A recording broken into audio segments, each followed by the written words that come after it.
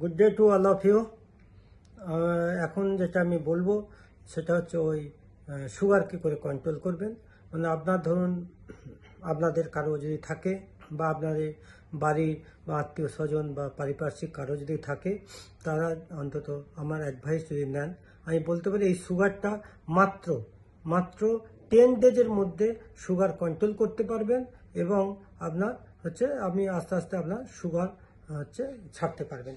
এর জন্য খালি দুটো জিনিস লাগবে আপনার কাছে, সেটা হচ্ছে একটা সুগার মাপা মেশিন, গ্লুকোমিটার কিনতে হবে এবং একটা প্রেশার মাপার মেশিন আপনি কিনতে হবে। কেন?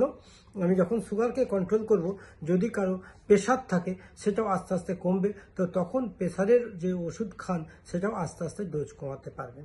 এবং আপনি কন্টিনিউয়াসলি যখন করবেন, যদি মনে করেন কোনো ডক্টরের অ্যাডভাইস সে থাকুন, কিন্তু একটা জিনিস আমি বলে দিচ্ছি, যেটা হচ্ছে যেগুলো শুধু লাইফস্টাইল চেঞ্জ করলে কমপ্লিট করে যায়, ঠিক হয়ে যায়, কিন্তু আমরা সুগার বা প্রেশারের ওষুধ আমরা খেয়ে যাই, ওটা খেয়ে আমাদের মেনটেন হয়, কিন্তু আমরা সুগার বা প্রেশার আমরা ছাড়তে পারি না। তো সেই জন্য মোস্ট ইম্পর্টেন্ট সুগার কেন হয়, প্রেশার কেন হয়, এইটা যদি আমাদের নলেজ চলে আসে, তাহলে কিন্তু আমাদের কাছে এটা কোনো রোগী নয় এবং এর থেকে আমরা মুক্ত হতে পারবো। এবং আমরা যে আস্তে আস্তে যে যুক্ত হচ্ছি ওষুধ খেতে, ওষুধের নাম্বার বাড়াতে বাড়তে সেখান থেকে আমরা বেরিয়ে আসতে পারবো। আর এটা আমি বললাম যে এর আগেও আমি বলেছি যে লাস্ট অক্টোবর 2023 থেকে আমি আস্তে আস্তে আমি ওষুধ ছাড়তে পেরেছি। সুগারের 3টে ওষুধ খেতাম, প্রেশারেরও 3টে খেতাম, সেটা ছেড়েছি। এছাড়া আরও অনেকগুলো ওষুধ মানে যেগুলো খেতে হতো আর কি, এর উপর রিলেটেড আর কি, তো সেগুলো ছাড়তে পেরেছি। তো আমার টোটাল বাড়তে বাড়তে 12টা ওষুধ হয়ে গেছিলো আর কি। মানে এটা রিয়েলি আমার জন্য একটা বিগ আমি অ্যাচিভমেন্ট মনে করি, এবং যেটা আমি এখনও পর্যন্ত এগুলোর উপরে প্রচুর স্টাডি করি যে আমার কী রকম ধরনের খাবার খেলে আমার সুগার বাড়বে না, বা কিভাবে চললে বা কী করলে এটা আমাদের সুগার বাড়বে না, সেটা আমি নেক্সট ভিডিওতে জানাবো। আপনারা আমার সঙ্গে থাকুন এবং আমার আস্তে আস্তে আপনাদের জানিয়ে দেবো কী করে করলে আপনি পারবেন।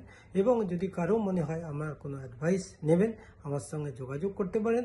তাহলে তারা কি লাইফস্টাইলে থেকে তার কীরকম মানে কন্ডিশন আছে ব্লাড টেস্টের, তার বেসিসে আমি অ্যাডভাইস দেবো।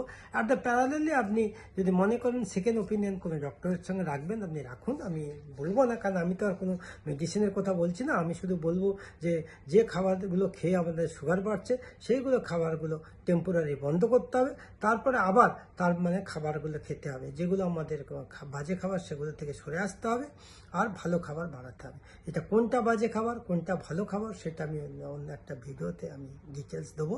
তাই এখন যেটা বলছি যে আপনাদের যখন এত বছর ধরে ওষুধ খেয়েও যখন ভালো হননি, আপনি একবার ট্রাই করে দেখুন। আপনি দেখবেন 10 দিনের মধ্যে আমার আস্তে আস্তে সুগার কন্ট্রোল হচ্ছে এবং 1 মাসের মধ্যে দেখবেন আপনি সমস্ত ওষুধ ছেড়ে দিয়ে আপনি ভালো আছেন এবং খুব এনার্জেটিক আছেন।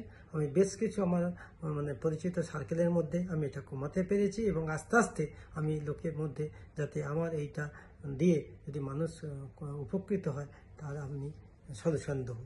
ওকে, থ্যাংক ইউ।